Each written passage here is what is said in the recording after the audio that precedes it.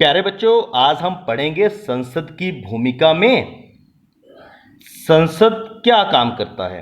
तो संसद का चुनाव हो गया, ये हमने पढ़ा, और संसद बन गई। अब काम क्या करेंगे? तो पहला काम होगा राष्ट्रीय सरकार का चुनाव करना।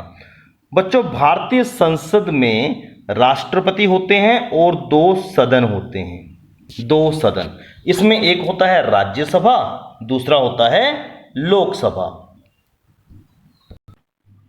कौन सा बताया मैंने? एक बताया राज्यसभा और दूसरा लोकसभा। लोकसभा चुनावों के बाद सांसदों की एक सूची बनाई जाती है। लोकसभा चुनाव जो मैंने पहले कहा, जिससे केंद्र की सरकार चुनी जाती है और सांसद चुने जाते हैं। सांसद, उनके लिए नाम है सांसद। इससे पता चलता है कि किस राजनीतिक दल के कितने सांसद हैं। ये मैं आपको पहले बता चुका हूं। यदि कोई राजनीतिक दल सरकार बनाना चाहता है तो उसे निर्वाचित सदस्यों का बहुमत प्राप्त होना चाहिए। मतलब अधिक, जितने अधिक उसके पास सीटें होंगी। वैसे बहुमत का मतलब होता है जितनी कुल सीटें हैं 543, तो इसको हम 2 से भाग करेंगे और उसमें एक जोड़ेंगे। मतलब इसका आधा मान लीजिए आप, आधे से एक ज्यादा होना चाहिए, तब उसको बहुमत मानेंगे ना। अगर आधी सीटें किसी और के पास हैं तब तो नहीं मानेंगे ना। आधी से ज्यादा सीटें किसी और के पास चलेंगी तब तो वो सरकार नहीं बना पाएगा। तो जिसके पास आधे से ज्यादा सीटें होंगी वही सरकार बनाएगा। तो 272 सदस्य होने चाहिए कम से कम। इससे ज्यादा भी हो सकते हैं। अगर इससे कम हुए तो दूसरे जो संगठन होते हैं, दूसरे जो दल होते हैं, उनसे समर्थन लेना पड़ता है, उससे गठबंधन की सरकार बनती है। तो अब आप समझ रहे हैं कि लोकसभा की कुल सीटें कितनी हैं? 543। तो हमें बहुमत लेने के लिए कितनी सीटें जीतनी होंगी? 272।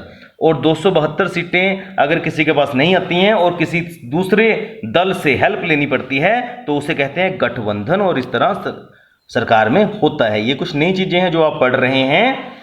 अब कार्यपालिका का चुनाव करना लोकसभा का एक महत्वपूर्ण काम होता है। कार्यपालिका मतलब जो नियमों को क्रियान्वित करवाएगी।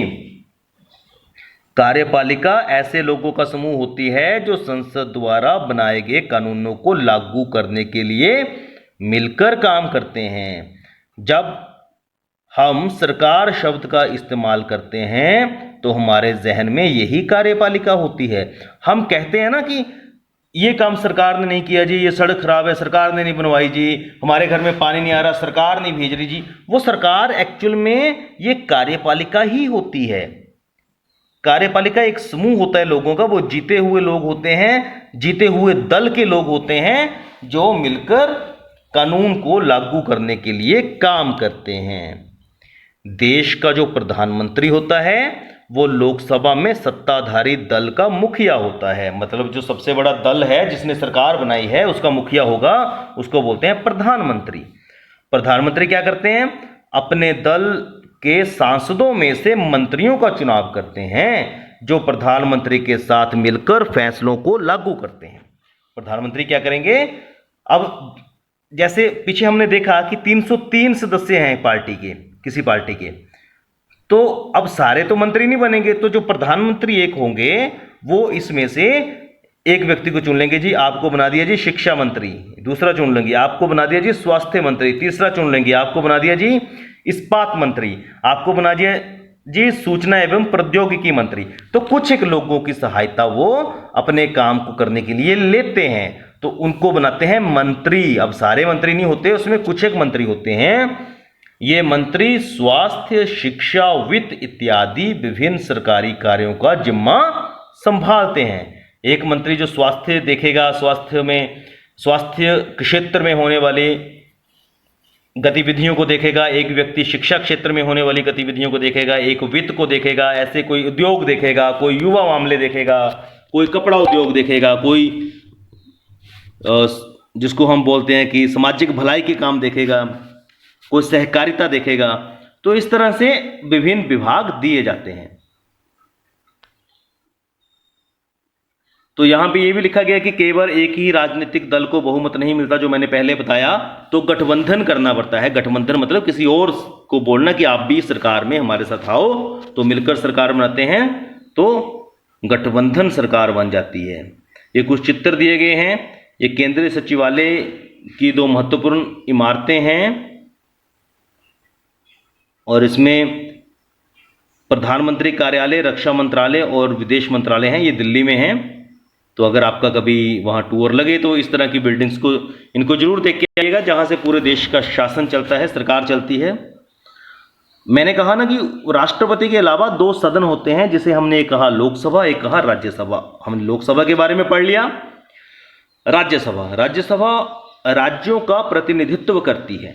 राज्यसभा कोई कानून बनाने का प्रस्ताव पेश कर सकती है और किसी विधेयक को कानून के रूप में लागू करने के लिए यह जरूरी है कि उसे राज्यसभा की भी मंजूरी मिल गई हो।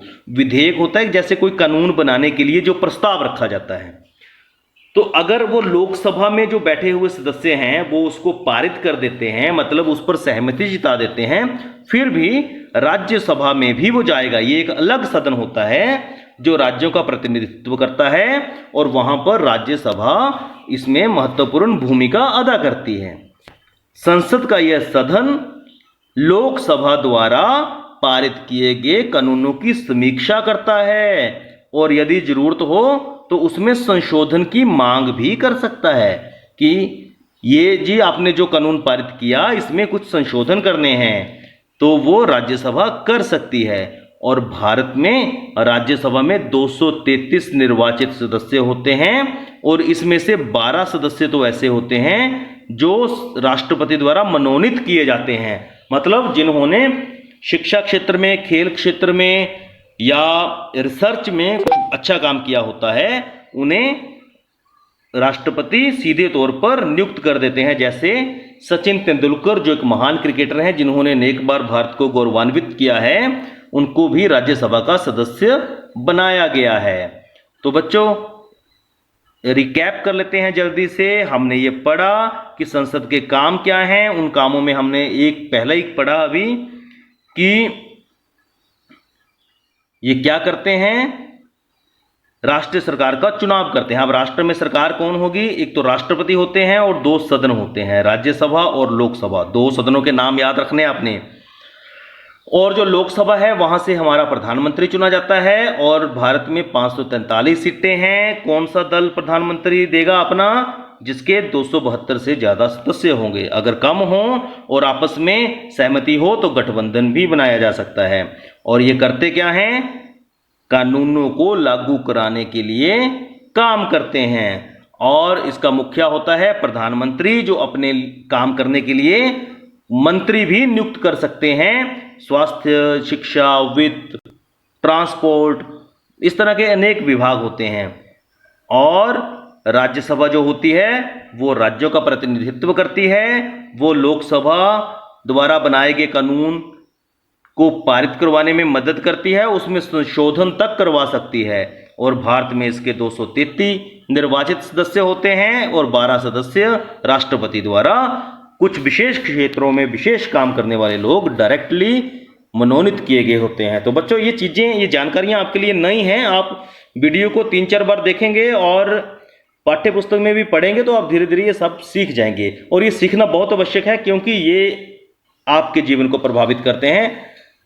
आपका जीवन इन चीज़ों पर निर्भर करता है। राज्यसभा क्या निर्णय लेती है, लोकसभा कैसे चलती है, अगर ये निर्णय आप नहीं जानेंगे तो आप इनसे प्रभावित होंगे। तो इसकी जानकारी बहुत आवश्यक है। हर जागरूक नागरिक को इसकी जानकारी होनी चाहिए। धन्यवाद। जय हिंद, जय हिमाचल।